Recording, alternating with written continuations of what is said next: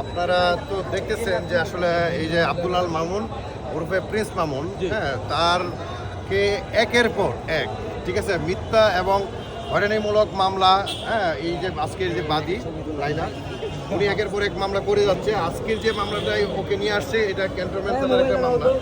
এটা একটা জিডি থেকে উৎপত্তি নন এফআইআর মামলা, এবং এই মামলার যে অভিযোগ একেবারে একটা ভিত্তিহীন অভিযোগ, যে এখানে বলা হচ্ছে যে সে নাকি তাকে মামলা তুলে নেওয়ার জন্য হুমকি প্রদান করছে, যার প্রেক্ষিতে উনি একটা জিডি করলেন এবং এই জিডিটা নন এফআইআর মামলা হিসেবে ট্রিট হয় এবং আদালতের আদেশে তাকে গ্রেফতার করে নিয়ে আসা হয় এবং বিজ্ঞ আদালত আজকে শুনানি অন্তে প্রিন্স মামুনকে জামিন দিয়েছেন।